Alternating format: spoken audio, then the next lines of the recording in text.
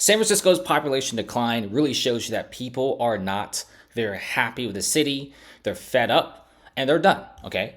I mean, if I was living in San Francisco, I'll be furious right now. I'm paying hella taxes and the city isn't really doing much. I mean, people be paying like 40, 45% in taxes and then they still have to walk through streets of like poop and stuff. I mean, apparently what people have been saying that some areas in San Francisco or a decent chunk of the areas actually smell like straight up urine. And you're not going to be seeing this in places like Miami. Okay, which if you're making six figs and you live in Miami, you actually save money compared to living in the Bay Area. Now, San Francisco is by far the worst city in America right now, despite it being still a massive tech hub. But that label as a tech hub is shrinking by the day. Okay, with rapid, homelessness, increasing drug use, a lot of crime. In fact, businesses are saying that they still get customers, but because they get robbed every once in a while, it pretty much destroys all the gains that they have. So it's impossible. And people who have businesses in San Francisco, they say that they don't even want to save up for a house in the area. So they might as well just move to other places and then as well as just start buying houses in the area they want to. It really just boils down to politics. The politics of San Francisco is so bad to the point that people are moving out. San Francisco doesn't even have that many people. It's 815,000 and the Bay Area is about 7 million. So the skyscraper district, a little under 1 mil. Now it dropped by 7.2% and then by another 0.3%. So around, 850,000 people. Now in 2023, people are saying it's probably 750,000 people. The majority of people who leave San Francisco, they do not go to other places of California. They actually move out of California, go to places like Texas and Florida. Florida got about 1 million people coming in the past few years. That's a lot. And then Texas has like 1 to maybe 2 million people coming in. And this is all at California's expense. Now check this out. You do have another flagship store. Guys, last time in the previous videos, I talked about how Nordstrom left, Whole Foods left, and of course, a couple skyscrapers going bankrupt, and also the world famous and renowned Park Resorts and Hotels leaving San Francisco, and they don't even want the 3,000 room hotel. They're like, if you buy anything in San Francisco, you're sinking money into it. Now, this retail giant is absolutely done for. AT&T, they don't want to be in San Francisco. They are now shutting down their flagship store. Guys, when these big corporations leave, the city is basically dead.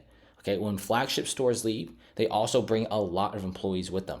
Now, it's not just AT&T, but recently Uber is also trying to sublease their 250,000 square feet office that they haven't touched since the pandemic. And they thought that they're going to be having more workers coming in, but in fact, more workers are going online than ever before. Now, I can't imagine anyone going to San Francisco for vacation this summer. You got to be pretty crazy in the head to go to this place when there's so many other better places. Not to mention, San Francisco is still a very expensive place to visit with very inflated prices. I mean, the San Francisco dollar is way different than like the Midwestern dollar. Okay, it's like totally different worlds. And right now, Florida is having even better tourism than ever before. People going to Miami because of Messi, and also it's become like a big celebrity hotspot. Who in the world wants to go to San Francisco, right? AT&T joins a long list of several companies leaving. Okay, if you look at this, they're saying consumer shopping habits are continuing to change, and we're changing with them. And they're also saying that the population decline of the city is so strong that they cannot make any money. Now, if you have a grocery store or a clothing store, not only are you always getting robbed, but with a population decline of this fast, of like 10% in like 2 to 3 years, I mean, you're got to be pretty crazy to keep holding on the fort. There's a lot of small business owners that have shops in San Francisco. They can't survive. Guys, it's like daylight robberies. I mean, you got crazy people everywhere. It's a shame. It's such a fantastic city being run to the ground. And if they really spend some money and really fix things, I think they just got to be a little bit more tougher. But they're not, and they're not going to change anything, so the city is completely screwed. Open air drug markets are actually more common than retail stores being open nowadays in San Francisco. And even Elon is trolling San Francisco and is hinting at a possible Twitter move out.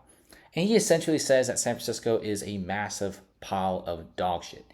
And I'm just going to say it straight up. Musk is not joking here. He is for real. He's not paying rent in San Francisco.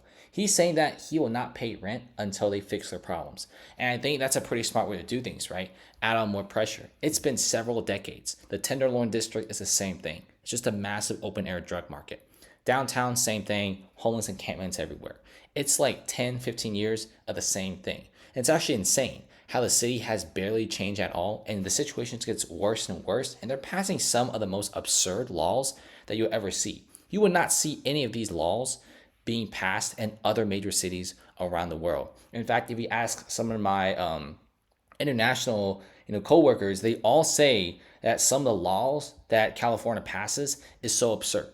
I mean, if you go to like some of the tier one cities in Asia, if you go to like Dubai, you go to Qatar, if you even go to like Portugal, Spain, I mean, they are very strict in some of their laws. I mean, if you steal, if you break into cars and stuff like that, like you're not gonna just have a little sit down in a police station for a couple hours. Like people get straight up arrested.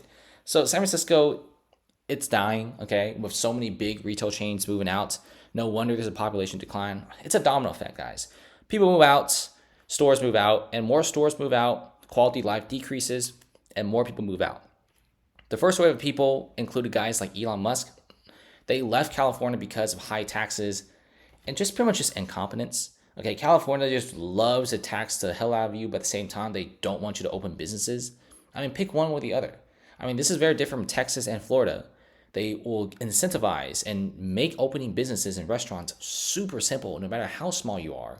And then there's like very, very low taxes, a great environment to make money, and also you could somewhat afford a home. And also the law seems to be a lot more stronger there. California is basically GTA 5, it's Grand Theft Auto, and it's just basically a whole entire place of lawlessness. Now, you can't even find a date anymore at this point. I mean, if you want a movie date, good luck, because Cinemark is now shutting its theaters in San Francisco's biggest mall. And by the way, Westfield, San Francisco's biggest mall, has now officially closed down.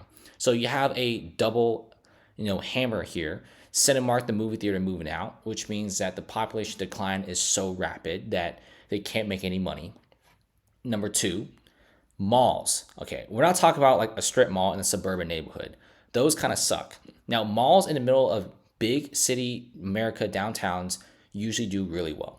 Go to Brickell, there's malls, and they do fantastic. Go to Tampa's downtown, they got malls, they do great. Austin's malls, great. Seattle's malls, great. Manhattan malls, they're doing great. I mean, we're talking about like big city, downtown, high-end malls. These malls are not supposed to close unless the city is experiencing a huge shrinkage of people. In fact, the reason why the mall closed, shockingly, is there's not that many tenants. Okay, a lot of stores right now in San Francisco are closing because not a lot of people are shopping there. There's no tourism. Tourism is basically zero. Tourism is so bad to the point that hotel chains are moving out. Guys, you may think I'm crazy by saying San Francisco is Detroit 2.0, but all these signals point to a Detroit 2.0. 75% off on commercial real estate. Big malls closing. And these are not like crappy malls. These are like luxury malls with like luxury stores. I mean, when you start getting a Louis Vuitton store, the Patek Philippe store, and the Gucci stores moving out, that's when the city is done for. Okay, luxury stores, flagship stores, also tech companies all leaving. It is not a great sign.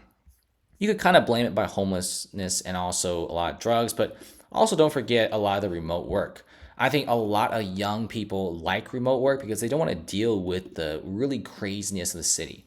Now, I guarantee you less people do remote work if a lot of the cities in California were good. I mean, what if I tell you that San Francisco and the Bay Area had no drugs, no crime, and very, very little bad stuff happening? Okay, what if I told you the homeless crisis in San Francisco was completely solved, the streets are clean, and there's a lot of restaurants? I guarantee you there's people who will rather not work online and actually move there and have a cool big city life. But the mere fact that San Francisco has ran itself to the ground, more people are looking for remote work than ever before. So get ready. There's more stuff coming in about San Francisco. It's getting juicier and juicier every single day, and it seems like the city is getting worse and worse. See you guys later.